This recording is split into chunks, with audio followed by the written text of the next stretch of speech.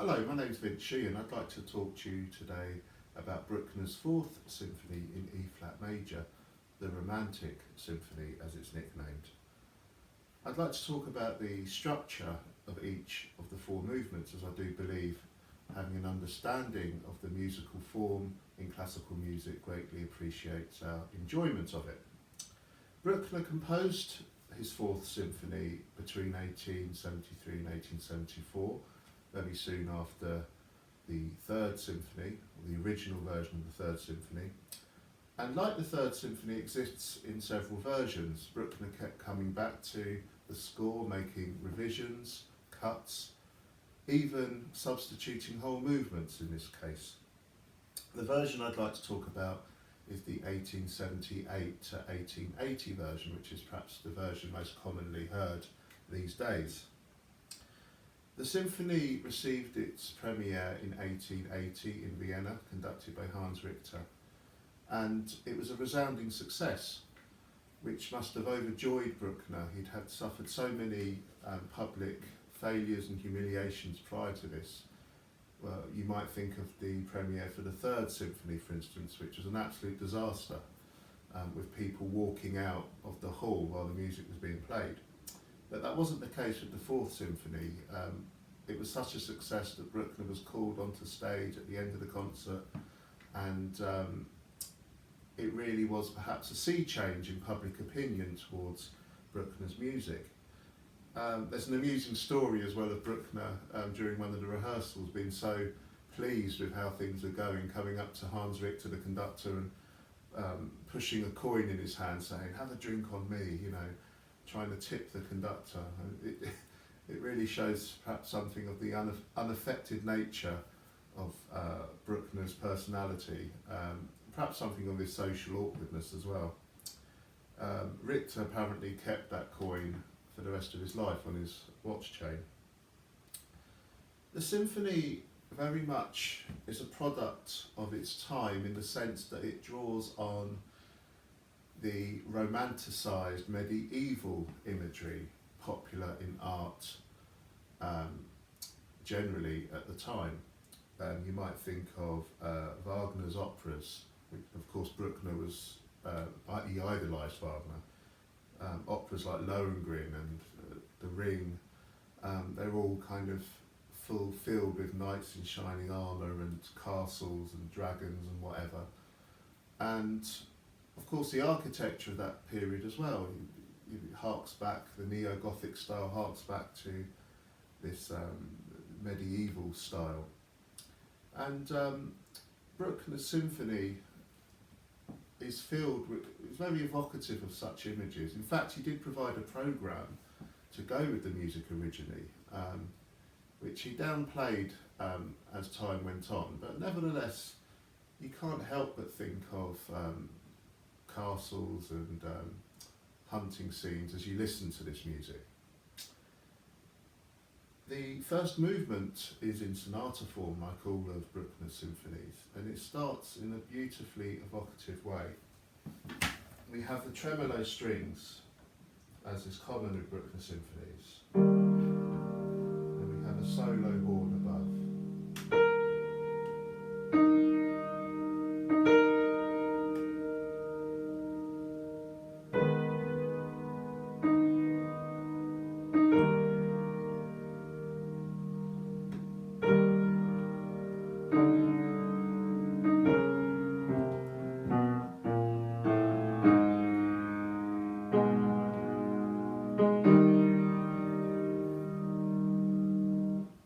Beautiful opening to a symphony. That first subject builds, and we eventually come to this transitionary passage, which the whole orchestra blazes, and it's the characteristic Brucknerian rhythm, da da da da da, goes like this.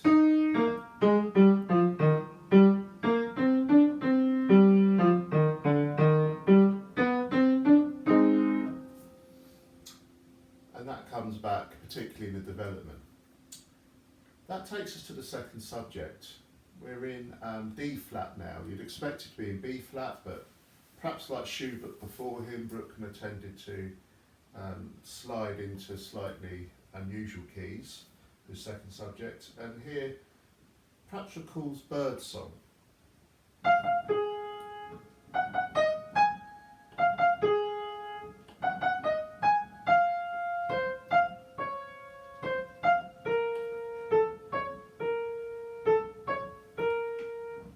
It's a rather charming idea. And as well as that, we have these descending scales of slightly more serious nature. That takes us to the third part of the exposition. Perhaps not a discrete third subject in this symphony, but more of an extended Codetta, because it's based on that Brucknerian rhythm which we've heard already. It goes like this.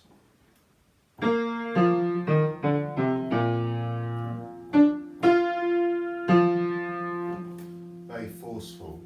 And that carries on until it peters out into these Wagnerian chromatic chains.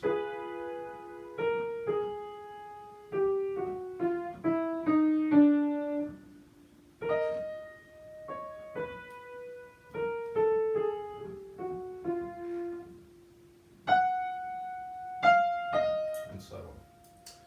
That takes us to the development. The development really builds on the first subject, that horn idea with that Brucknerian rhythm. But then this glorious moment appears. The violas have this noble idea. And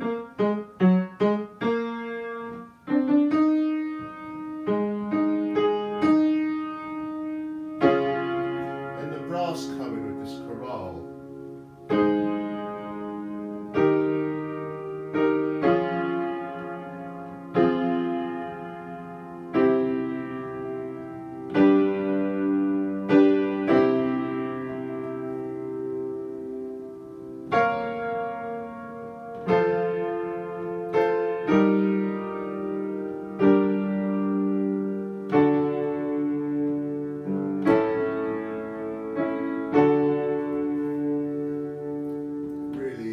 Magnificent moment in this symphony.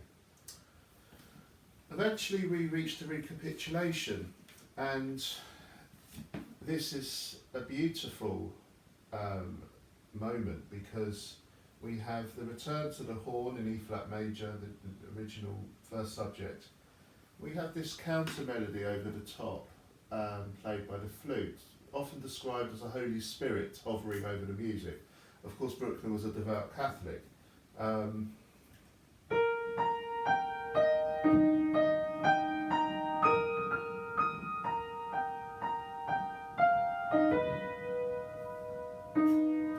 Really is a beautiful moment. The recapitulation carries on as you'd expect, and eventually we have this wonderful coda with that horn motif blaring out over the orchestra. The second movement has very much a processional quality to it. Perhaps a funeral march. It's in C minor, and there's this rhythmic idea which propels it along. It's in sonata form, like the first movement. We have this 2, 3, 4, 1. Propels the music, and above that the cellos play the first subject.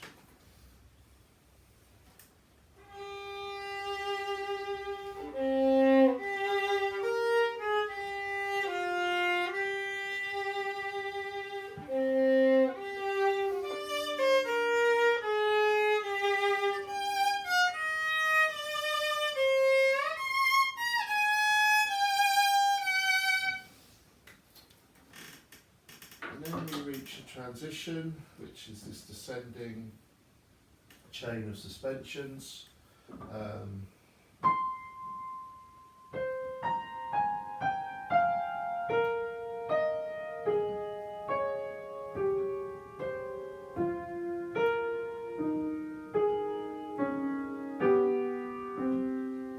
That's like a signpost in this music that comes back a few times. The second subject is a lovely melody on the violas. It goes like this.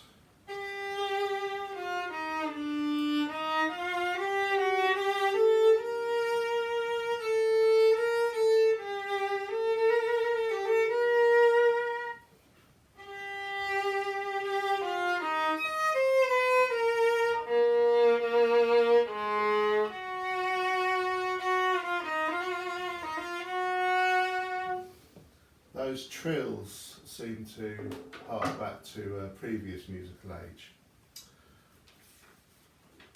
We have a Codetta based on the first subject and the transition idea. We have a development which is based on the first subject, and we have what I describe as a cafe variation of the main idea. It sounds it's almost like Bruckner sipping a beer while listening to this melody at that point.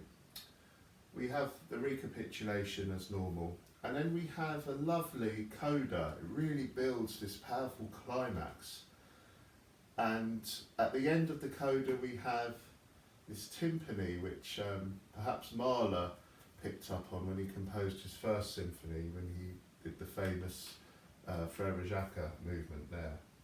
So listen out for that. The third movement is very descriptive. It's a hunt in a forest. It's in ternary form, and we start with, as you'd expect, some horn fanfares.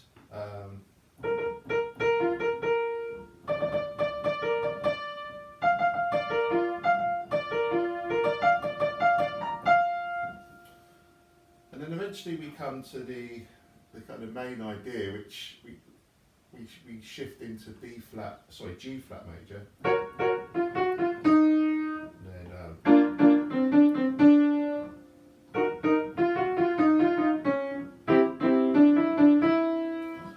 And then there's this sliding idea.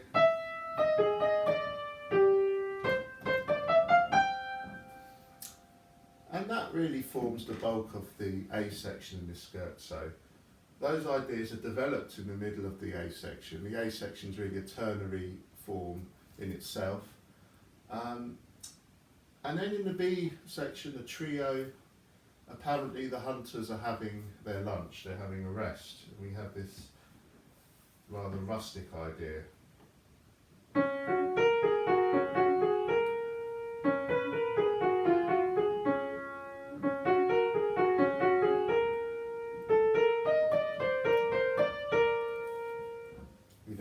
Turn to A. It's worth pointing out that this movement wasn't in the original version. There's an entirely different scherzo for that. But this so-called hunting scherzo has perhaps become one of Bruckner's most popular movements. The finale opens mysteriously. We have this ostinato figure.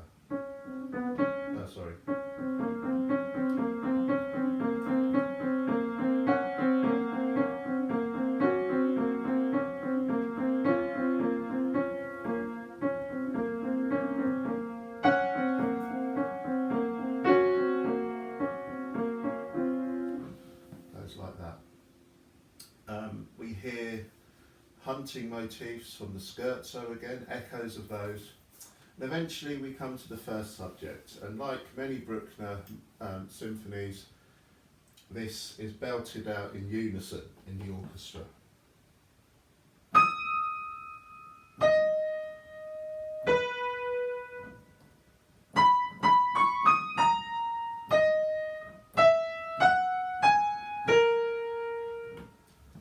That builds to a massive climax where we have a return to the horns from the first movement, that da da da da from the first subject. The second subject is rather gentler in nature, as you'd expect, and that's really in its own ternary form as well. We have this.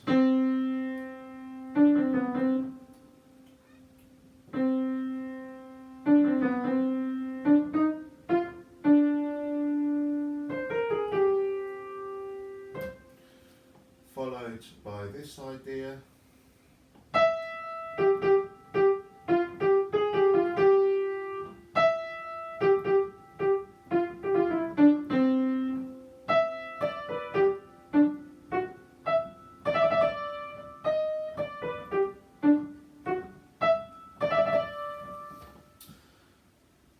Then we get to the third subject, again rather strident in tone.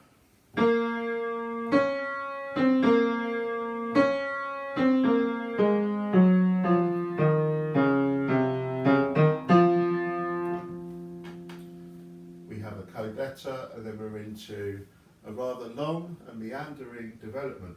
The Coda of the finale really is the crowning glory of this symphony. It really is magnificent. We have this idea reminiscent of the introduction. We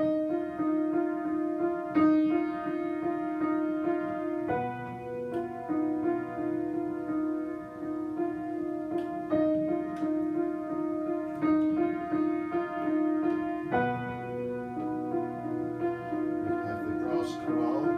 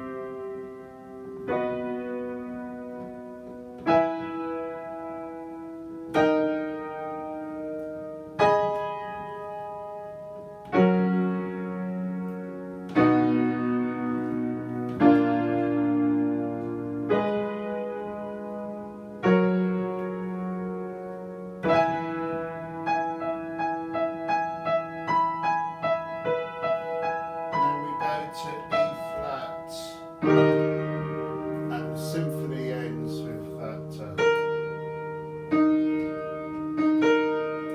from the first subject. Thank you for watching this video about Bruckner's Fourth Symphony. If you've enjoyed it, please subscribe. I'll put the bar numbers in the description below if you'd like to follow the music with a score.